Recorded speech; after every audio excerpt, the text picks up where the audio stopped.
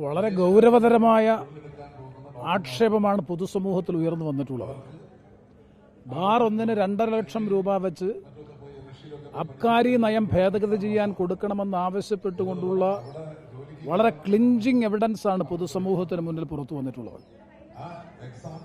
Shri KM Mani രാജിവെക്കണമെന്ന് ആവശ്യപ്പെട്ടുകൊണ്ട് അന്ന് നടത്തിയ പ്രക്ഷോഭം നമുക്ക് എല്ലാവർക്കും ഓർമ്മയുണ്ട്.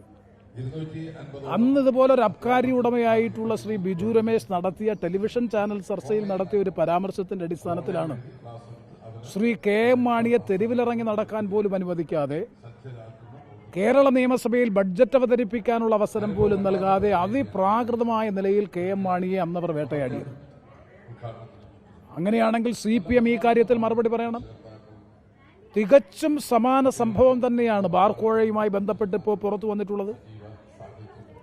ഇപ്പോൾ ഈ കാര്യം പുറത്തു വന്നിട്ടുള്ളതും ഒരു അബ്കാരി ഉടമയുടെ അല്ലെങ്കിൽ അബ്കാരി അവരുടെ അസോസിയേഷന്റെ ഭാരവാഹിയുടെ വാക്കുകളിലൂടെയാണ് ഈ വിവരം പുറത്തു വന്നിട്ടുള്ളത്.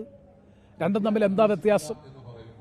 ഇതൊരു ബാറിന് 2.5 കോടി രൂപ വെച്ച് ഏതാണ്ട് 25 കോടിയിലധികം രൂപ കളക്ട് ചെയ്ത് ഗവൺമെന്റിന് അല്ലെങ്കിൽ പാർട്ടിക്ക് കൊടുത്താൽ മാത്രമേ മദ്യനയത്തിൽ കാതലായ ഭേദഗതി വരുത്തൂ എന്ന് പറഞ്ഞുകൊണ്ടുള്ള കൃത്യമായ ഓഡിയോ ക്ലിപ്പിംഗ്, വീഡിയോ ക്ലിപ്പിംഗ് പുറത്തു വന്നിട്ടുള്ള പശ്ചാത്തലത്തിൽ KM മാണി രാജിവെക്കണമെന്ന് ആവശ്യപ്പെട്ടുകൊണ്ട് പ്രക്ഷോഭം നടത്തിയവർ എന്തുകൊണ്ടാണ് MP രാജേഷിന്റെ കാര്യത്തിൽ മൗനം അവലംബിക്കുന്നത്? എന്താണ് ഈ രണ്ട് സംഭവവും തമ്മിലുള്ള വ്യത്യാസം? ഒരു വ്യത്യാസവുമില്ല. അതാണ് ഞാൻ പറഞ്ഞത്. കേരള നിയമസഭയ്ക്കകത്ത് ബഡ്ജറ്റ് പോലും അവതരിപ്പിക്കാൻ അനുവദിക്കാതെയാണ് അന്ന് KM മാണിയെ വളഞ്ഞിട്ടാക്രമിച്ച് കേരള നിയമസഭ തല്ലി തകർത്തത്. അതിനാധാരമായ സംഭവം തന്നെയാണ് ഇപ്പോഴും ഉണ്ടായിട്ടുള്ളത്. അന്ന് ബിജു രമേശെങ്കിൽ ഇന്ന് അതിന്റെ ഇടുക്കി ജില്ലാ വൈസ് പ്രസിഡന്റോ അതിന്റെ സംസ്ഥാന അതിനേക്കാൾ തുക കൂടും. അന്ന് 1 കോടി രൂപ ചോദിച്ചതേ ഉള്ളൂ. ഇത് 25 കോടി രൂപ കളക്ട് ചെയ്ത് ഗവൺമെന്റിനെ അല്ലെങ്കിൽ പാർട്ടി ഏൽപ്പിച്ചാൽ മാത്രമേ നമ്മൾ ആഗ്രഹിക്കുന്നത് നടക്കൂ എന്ന് പറയണമെന്നുണ്ടെങ്കിൽ ഇതിനെ സംബന്ധിച്ച് സമഗ്രമായ അന്വേഷണം നടത്തണം. അന്ന് ആവശ്യപ്പെട്ടതുപോലെ, അന്ന് CPM ആവശ്യപ്പെട്ടതുപോലെ രാജിവെച്ചുകൊണ്ടുള്ള ഒരു അന്വേഷണത്തിന് ഇന്ന് CPM തയ്യാറാണോ? CPM മറുപടി പറയേണ്ടത്. അങ്ങനെയാണെങ്കിൽ MP രാജേഷിന് അധികാരത്തിൽ തുടരാൻ ധാർമ്മികമായ അവകാശമുണ്ടോ? KM മാണിയുടെ രാജി ആവശ്യപ്പെട്ടുകൊണ്ട് കേരളത്തിൽ കലാപക്കൊടി ഉയർത്തിയ CPMന്റെ നേതൃത്വത്തിലുള്ള ഗവൺമെന്റ് അധികാരത്തിലിരിക്കുമ്പോൾ സമാന സ്വഭാവത്തിൽ അതിനേക്കാൾ തീവ്രമായ രൂപത്തിലുള്ള ഗുരുതരമായ ഒരു ബാർ കോഴയുമായി ബന്ധപ്പെട്ട ഒരു കേസ് പുറത്തു വന്നിട്ടുള്ള സാഹചര്യത്തിൽ എങ്ങനെയാണ് മന്ത്രിക്ക് അധികാരത്തിൽ തുടരാൻ കഴിയുക എന്നുള്ളത് CPM ആണ് വിശദമാക്കേണ്ടത്, വ്യക്തമാക്കേണ്ടത്. CPM ചെയ്താൽ അതിനൊരു ന്യായവും, ഇപ്പുറത്താണെങ്കിൽ മറ്റു. അതാണല്ലോ ഇപ്പം നടക്കുന്നത് മുഴുവൻ. CPM ആണെങ്കിൽ അതിനെ ന്യായീകരിക്കുക, അതാണെങ്കിൽ കുഴപ്പമില്ല. ഇപ്പുറത്താണെങ്കിൽ അത് വലിയ അപകടം. ഏറ്റവും വിചിത്രം എന്ന് പറയുന്നത് ശ്രീ KM മാണിയുടെ വീട്ടിൽ നോട്ടെണ്ണാനുള്ള യന്ത്രമുണ്ട് എന്ന് പറഞ്ഞ് ആക്ഷേപിച്ച് അദ്ദേഹത്തെയും അദ്ദേഹത്തിന്റെ കുടുംബത്തെയും അധിക്ഷേപിച്ച് അവസാനം ഇപ്പോൾ അദ്ദേഹത്തിന്റെ സ്മാരകമായി 10 കോടി രൂപ ചെലവഴിച്ച് പ്രതിമ നിർമ്മിക്കുകയാണ്. ഇതാണ് CPM.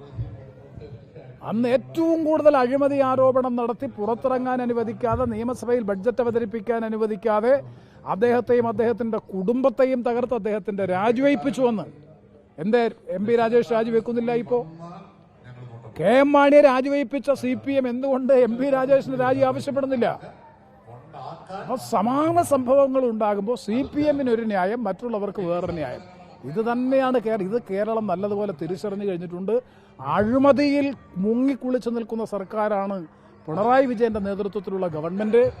മുഖ്യമന്ത്രി തന്നെ ഗുരുതരമായ അഴിമതി ആരോപണങ്ങളിൽ മുങ്ങിക്കുളിച്ച് നിൽക്കുമ്പോൾ അദ്ദേഹത്തിന് എങ്ങനെയാണ് MP രാജേഷിനെതിരായി അല്ലെങ്കിൽ ബന്ധപ്പെട്ട മറ്റുള്ളവർക്കെതിരായി നടപടി സ്വീകരിക്കാൻ കഴിയുക? ഒരിക്കലും സാധ്യമല്ല. ഇത്രയും അഴിമതി സംഘടിതമായി, അഴിമതി ഓർഗനൈസ്ഡ് കറപ്ഷനാണ് ഈ ഗവൺമെന്റിന്റെ മുഖമുദ്ര.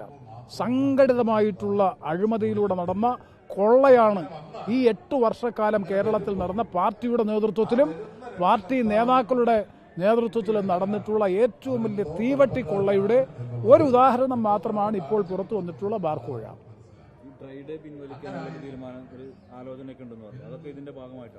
ഡ്രൈ ഡേ പിൻവലിക്കുന്നത്, സമയം ദീർഘിപ്പിക്കുന്നത്, അതുപോലെ തന്നെ ടൂറിസ്റ്റ് കേന്ദ്രങ്ങളിൽ വൈനും ബിയറും ലൈസൻസ് ഇല്ലാതെ വിതരണം ചെയ്യുന്നത്, എന്തിനേറെ പറയുന്നു കൊമേഴ്സ്യൽ കോംപ്ലക്സുകളിലും ഷോപ്പിംഗ് മാളുകളിലുമൊക്കെ ഇത് വിതരണം ചെയ്യുന്നത് ഉൾപ്പെടെയുള്ള നിരവധി അബ്കാരി നിയമ ഭേദഗതിയുമായി ബന്ധപ്പെട്ട നിരവധി നിർദ്ദേശങ്ങൾ ഗവൺമെന്റിന്റെ പരിഗണനയിലാണ്.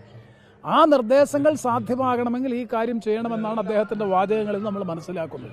അതിനു വേണ്ടിയിട്ടുള്ള കളക്ഷനാണ് നടന്നിട്ടുള്ളത്. അന്വേഷിക്കണ്ടേ സംഭവത്തെക്കുറിച്ച്? മന്ത്രി മാറി നിന്ന് അന്വേഷിക്കണ്ടേ? കെ എം മാണി മാറി നിന്ന് അന്വേഷിച്ചതുപോലെ മന്ത്രി മാറി നിന്ന് അന്വേഷിക്കണ്ടേ? എന്താ LDF-ന് ഇത് ബാധകമല്ലേ?